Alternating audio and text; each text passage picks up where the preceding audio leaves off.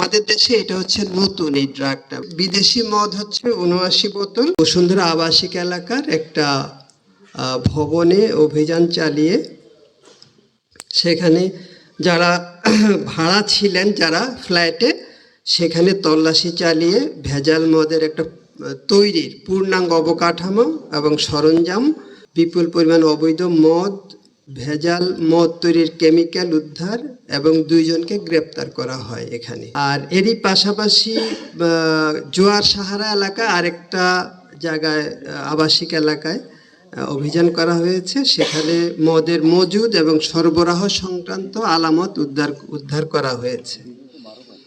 এই ২টি জায়গা থেকে আমরা ৩ জনকে গ্রেপ্তার করেছি। প্রথম হচ্ছে রিপন হিউবার্ট গোমেজ, আরেকজন হচ্ছে আব্দুর রাজ্জাক, আর তৃতীয় জন হচ্ছে ডেনিস ডোমিনিক পিরিস। এবং এই ২টি জায়গা থেকে আমরা যা উদ্ধার করেছি তার বিষয় সেগুলো হচ্ছে বিদেশি মদ হচ্ছে ৭৯ বোতল, বিয়ার হচ্ছে ১৬৬ ক্যান, আর ভেজাল মদের কেমিক্যাল ১৩২ লিটার।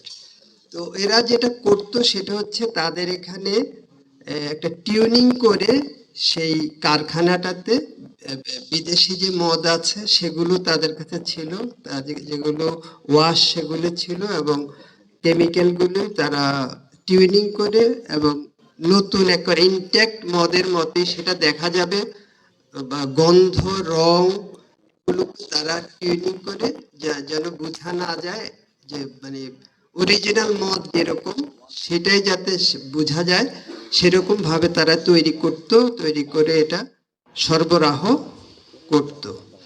ল্যাব যেটা পাওয়া গিয়েছে এটা হচ্ছে উয়ারিতে।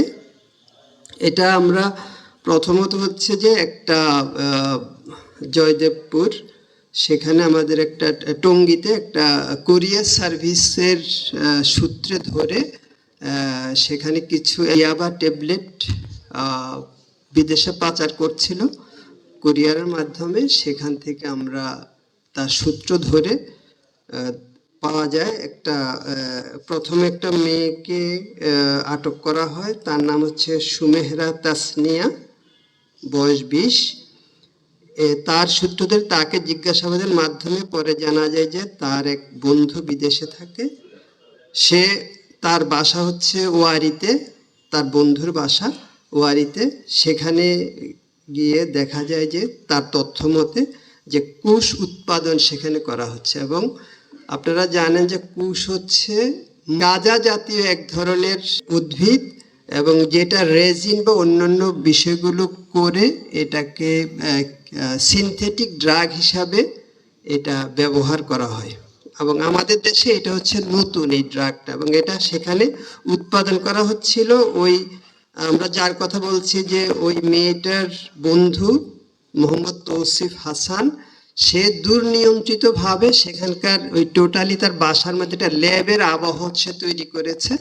সেখানে সব কিছু সরঞ্জামাদি ছিল, এবং যে টেম্পারেচার এবং বাতাস এগুলো সম্পূর্ণ কন্ট্রোল ওয়েতে সে সেখানে বিদেশে বসে সে সেটা নিয়ন্ত্রণ করত।